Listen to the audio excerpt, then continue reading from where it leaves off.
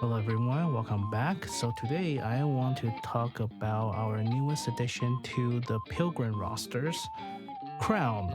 She is released as our 1.5 anniversary characters, and so far, honestly, she is one of the best support character we have gotten in this game. So let's take a look at her kit and see exactly what she brought us and exactly how good she is. Alright, first and foremost, let's look at her kit. She is a machine gun user with 300 ammo capacity. That means she has one of the highest ammo count character compared to your general machine gun users. And at the same time, she is a defender. This also means that her stat in special attack stat is going to be a little bit lower than your typical characters. This will play a part in the later explanation of her kit. And lastly, she's of course a pilgrim. Alright, let's look at her skill kit first. Her first skill is an attack buff to the current bursting character. Be careful with this. This only buffs the one in your current burst rotation, not the previous one, not everyone, just anyone that is in your current burst rotation, okay? And it buffs 64.51% of caster's attack speed and also increased reload speed of 44.35%. If you are not in the burst rotation, she increased your defense by 37.44 and reload speed by 44.35. This is something you need to be aware of. Since Crown is a defense type characters, her actual 64.15 of caster's attack has to be tuned down a little bit compared to your typical attacker. In fact, defender's attack value is only at 0.666667, and if you multiply that together, you are going to get a very nice even number of 43% attack for 15 seconds. So just remember that even though the state count as 64.5, she technically only buffs the attack of your current burst 3 character by about 43% total.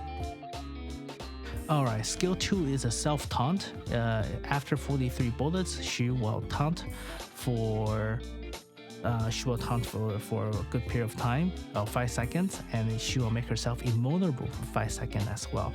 And on top of that, she will also increase her HP recovery potential and also heal herself a little bit as well. So this is a 5-second invincibility for maybe your team if the enemy does not do AoE attack, which honestly works really well. And at the same time, this skill is the reason why a lot of people are trying to use Naga or other healers, is because she also provides an additional attack damage buff. This, remember, attack damage buff is outside of your character's attack buff. There's a difference between caster's attack, ATK, and attack damage. Attack damage is an additional multiplier that is calculated along after you add up your attack and after you add up your crit. That's a final additional multiplier. So 20.99% for 7 seconds whenever she receives a healing. So this will play particularly well with a certain different type of character or certain character in a group. We'll talk about this very soon. Lastly, her skill 3, Last Kingdom. This affects all allies, also increase attack damage by another 36.24%. This actually stacks, it is in the same multiplier zone as skill 2. So for total, this actually increased a total of 57.23%. That is a lot of additional damage. And on top of that, she's not even happy with you have all the buffs. The king will actually grant you about 10% of her own HP as shield for 15 seconds. This shield is an individual shield. This also means that this will trigger Naga's group healing capabilities due to the fact that it's an individual person shield. So what does this give us total?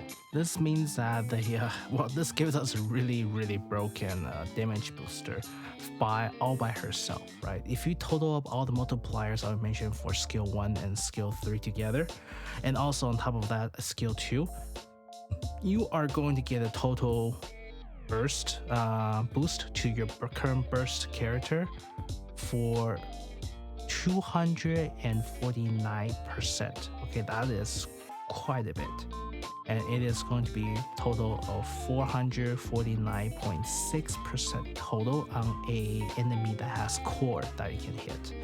Remember something that her burst 1, her first skill, and her third skill all last 15 seconds.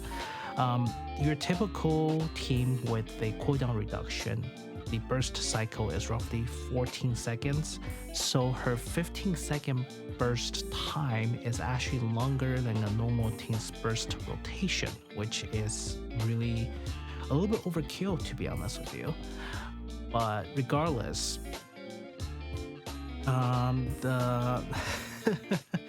she provides quite a bit of attack power. If you really want to compare to a normal Tiaga team, the Tia and Naga team, a normal Tia and Naga team only provides 184% damage increase, and on top of that, on a cored enemy, they provide at 598.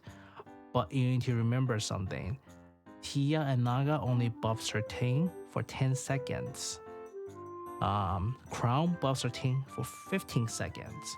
So if you really want to times the amount of times that is applicable, for example, because Crowns over buffs the normal rotation for 15 seconds, even though the normal rotation is only 13 to 14 seconds total, you are actually going to get about the same damage buffs from Tia and Naga combined versus Crown by herself.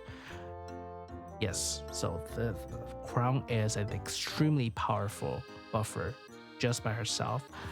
And just wait, Crown actually pairs really well with Naga because she is an individual shielder as well. And Naga does not require Tia to function most of the time. So let's talk about that as well. So for the synergy between Crown and Naga, it's a fact that Crown's second skill need to be triggered whenever she heals, right? This is a vulnerability for 5 seconds, but whenever a recovery effect hits her, she will increase the team's attack damage for 7 seconds. So what this means is that as long as you have someone that heals her consistently apply healing to her, she will keep buffing her team's attack consistently.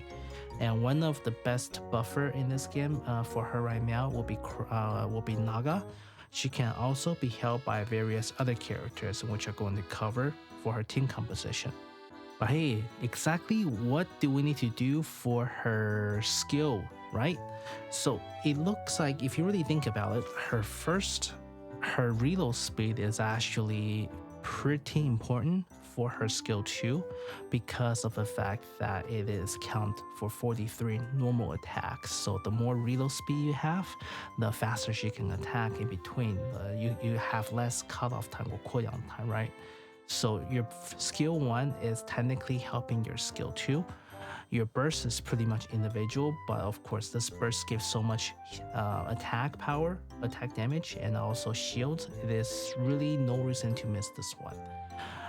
Skill number 2 does provide additional attack damage, but it is in less quantity compared to your burst skill. So all in all, I would say you want to get your skill level to 6-4-6 first, and then get it to 10-6-10, maybe 10-7-10 as well. And lastly, you still want to max her out her skill 2, so at last it will be 10-10-10. Crown is not particularly a gear picky character, mainly due to the fact that for a support character, all the buffs it doesn't really apply to the overload gear stats, right? Her equipment and her total HP attack still factors into the calculation of how much buff she can give to her teammate. However, at the same time, her overload gear actually really doesn't help her. So in general recommendation, I would say you want to get max ammo capacity onto her, maybe 3 lines total. And after getting 3 lines of ammo capacity, attack and elemental damage is recommended, but those two really unnecessary unless you want to push yourself to the max damage, or else just having 3 plus ammo is enough for Crown to make magic with her rest of the team. Okay, lastly, a question is whether you want to use Reload Cube, which is Resilience, or Bastion, which recovers ammo. If you really want to calculate it, typically the Bastions and the Resilience on her is about the same output if you have 2 or more plus ammo augment on her overload gear, right? So this really depends on how you want to do her teams. If you want to do a quick reload team, if you put her with the Dorothy and Privity, then yeah, of course you can put it as you can put Resilience on her. But if you're not doing a 100% plus reload team, that's instant reload. Because you need to remember, reload, on top of a normal reload animation, there is also the animation time that is required for you to come out and come into the cover.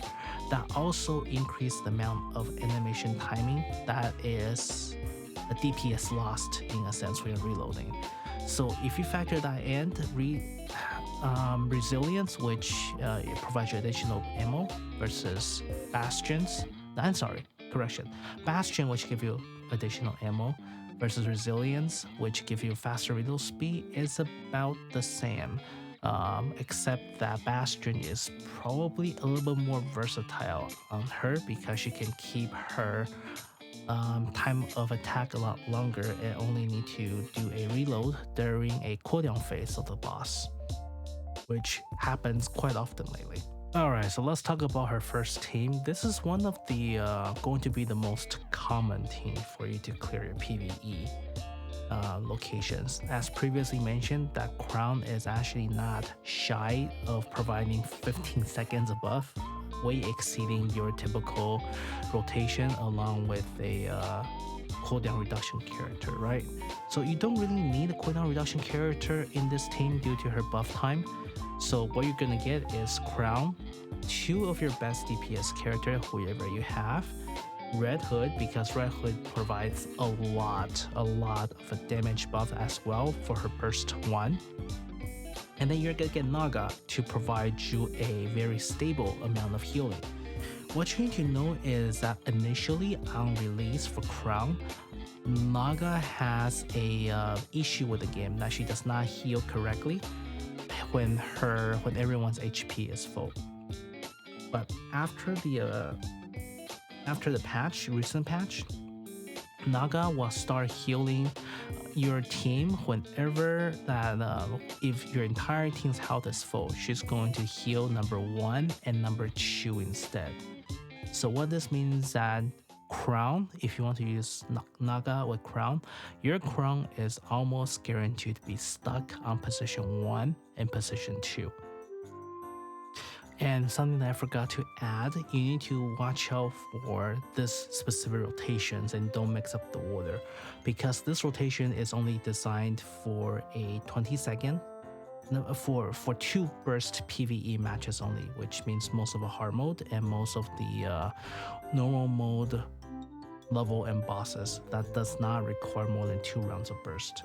What's happening with this setup is that it is going to be Red Hood burst 1, Crown burst 2, and the first DPS burst 3, and the next burst cycle will still be Red Hood burst 1, and then it's going to be Naga, because due to not having CDR, your Crown will still be under cooldown. So because of that, you can actually utilize the higher damage output of Naga on the second rotation as well. And this provides you a slightly higher DPS in terms of total value, but not too much that you really need to absolutely stick with Naga. We will discuss this very, very soon. Alright, the next team is more or less a fun/meme team. You're going to get Noel, Crown, 2 DPS, and Red Hood.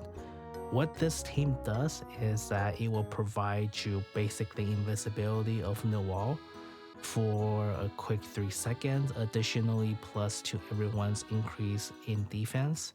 And right after that, we are going to get another round of Crown's self-taunt along with the invisibility on her. So this is for you to specifically deal with any other map or bosses that has a one-shot kill at the very beginning of the round.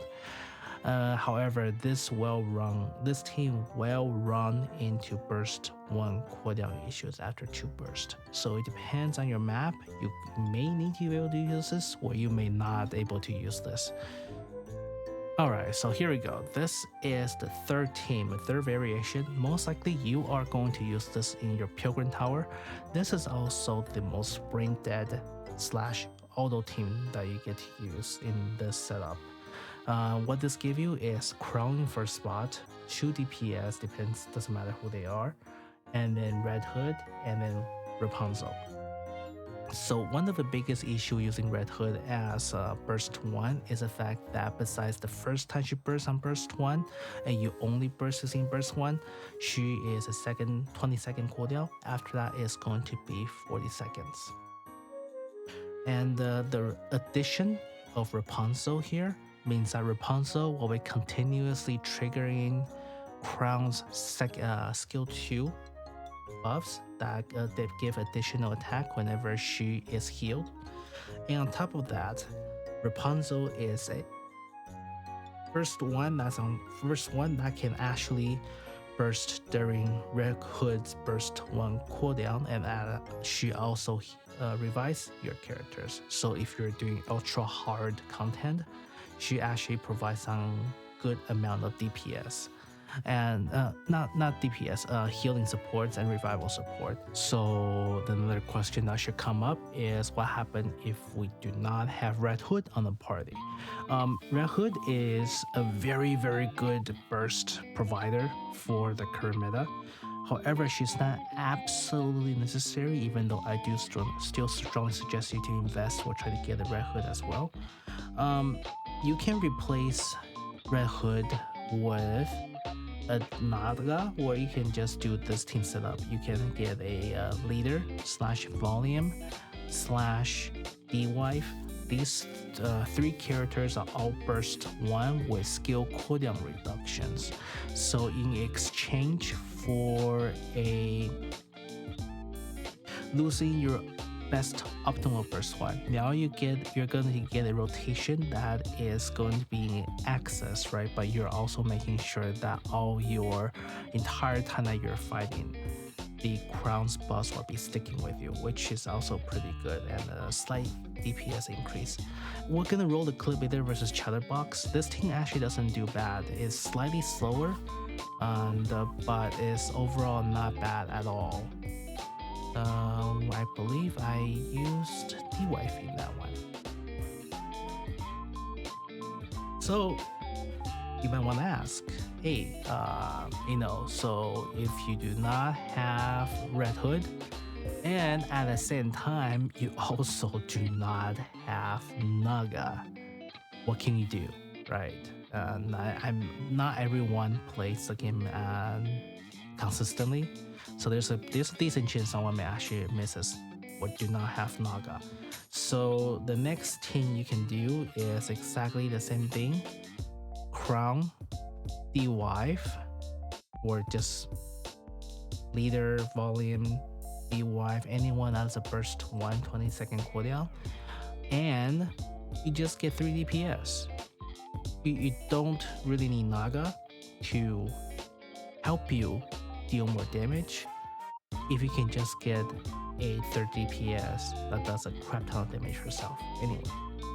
So roll the clip of Chatterbox and you take a look. This is what you can do. The timing difference, honestly, between all of them really is just a matter of a second or two, so the difference is not that great. The only one that actually takes a while, of course, is with Noel, right? Noel is just a mean one. It's just in case you have something that will kill you immediately. Noel team will actually help you solve that problem. Okay, lastly, let's talk about the possible team for Crown in a solo raid. Alright, let's take a look at solo raid layout. So just completely ignore the weakness. It doesn't really matter here. I didn't organize the team according to weaknesses. So let's take a look at a possible solo raid team. Of course, these are subject to changes and subject to modifications depending on the next solo raid bosses, or just in general the solo raid that you are going to face. First of all, so let's talk about the replacing or breaking up Tiaga team first. While it is possible to get better results on a single team if you break up Tiaga, the extra that is left, which is Tia, and on top of that, and you kind of render Tia useless, right? After you kick her out with the Naga. And at the same time, you are going to put in Crown into a team that was already pretty good. So effectively, you are making one character useless, you're making one team useless, and at the same time, you're only boosting the damage of a certain team by about 20 to 30%. So you completely gutted one team and you only boost damage of another. If this game has a bigger character box, I would say that might actually work, but at the current moment, it's not a very good calculation lineout. So for solo raid, I will probably expect a lot of people to use Crown by herself, along with, of course, Leader. So let's take a look. In my opinion, this can actually be used multiple ways, right? So it depends on the boss, and depends on Red Snow White. I personally don't have Snow White, so my team is a little bit more restrictive than most of the much older players. So for example, this team, I have Leader, Crown, I have Leader, Crown, SBS, Darklid, Alice, and Rapunzel. It can be very easily replaced Crown with Ram, and then you can also use, if you replace Crown with Ram, you can go ahead and replace Naga with Crown. So this actually gives you a really good team as well. And your 15, a current makeshift team, will not be using Ram. I had to use Ram for my 15 because I don't have a really good DPS other than these options. Your 15 can use Snow White team based off of Miranda, Novel, Snow White, Maxwell, and of course Dola, right? So on top of that, on the second team, you are most likely going to just keep Bunny whatever you are. Bunny's volume, you want to keep Modernia on the Bunny team typically because they give Modernia the biggest buff, but that completely depends on you. And you just slot in additional characters that you want to use. The third team will be the weakness team, the core hit team, which consists of the wife, Tia, Naga, and the Red Hood. The Winter Owner Lamilla can be exchangeable to other DPS as well, but most people's finding is that having a set like this is actually most versatile for a lot of different contents, because you have pretty much one element from each class covered, besides of course wind. Okay, lastly, this team, you can use between this quick riddle team, where you can do a shotgun team. my quick reload team is much more developed. That's why I choose to use this team instead. You can use Dorothy and Privity are the two main ones. Some people was thinking about adding Crown into this team as well. I personally don't think that's much a good idea because the reduction of reload, you really don't need that much with Privity. And on top of that, you kind of, if you have Summer Annie's, you're also wasting Summer Annie's potential without Privity, right? So with this team, I would say Dora, Biscuit, Eleg, Summer Annie's, and Privity. You can substitute out Biscuit. You can substitute out Eleg with Polly if you do not have Eleg, and at the same time, what's her name? Biscuit is actually, to be honest, pretty difficult to sub out because what I found is that Biscuit's rocket launcher spam is actually very, very beneficial for your entire team to knock out any kind of projectiles in the game. And of course, this is the makeshift team, the 15, that you just put whatever you can together and have it go at it. My current team setup is like this. This is probably an overheal team. I can possibly put Miranda here where I can put a lot of different burst 1 as long as it fits the fight for the week. I can even do Tove, I can do, doesn't matter, Soda, I can do Frema or even Pepper. Either way, as long as it is a burst 1 that kind of works, it should be okay. Alright, and I think that covers everything in regards to Crown. So what is my conclusion on Crown? Of course, I mean, I spent a lot of time on this guide. I think you can already kind of tell. I will say definitely at least get 1 copies, right? If you are a whale, maybe get multiple copies for that slightly increasing stats of a burst. It may not be really worth it that much, but still, if you're a whale, probably you can be like me or maybe better than me, right? I did the MLB on her. I personally don't think it's really necessary, but just to have an MLB and have the to have her show up on the main login screen is pretty cool. And if you are a Dolphin or a paying players, I would definitely get at least, I will spend some ticket to get at least 1 copies. The rest is on you. And if you are free to play, I would just pull on because they're giving out a lot of good tickets right now. I will spend all your resources to pull on if you do not have 200 tickets here, right? I will do whatever you need to do to get you 200 tickets and get a copy of a Crown, and that's it. I'll call it off after 1 Crown. You don't need any more if you are free to play. You should get enough golden ticket before you should be able to get enough golden ticket for most of free-to-play players, unless you are literally just started. Then you may be a little bit more difficult for you. But I think Crown is one of the biggest milestones in the buff capabilities of characters, and you're probably not going to see someone as powerful as Crown for a really long time, perhaps all the way until anniversary number 2. And regards to Crown's teammates, I am really hoping that they're gonna release Chime sometime down the future and make her to be able to pair with the Crown as a burst 1 instead of having Leader, so Leader can be used on some other team that is going to be beneficial as well. Well, with that being said, if you like the guide, please leave a comment down below, and if you think it helps, subscribe to my channel, and I'll see you all next time. Good night.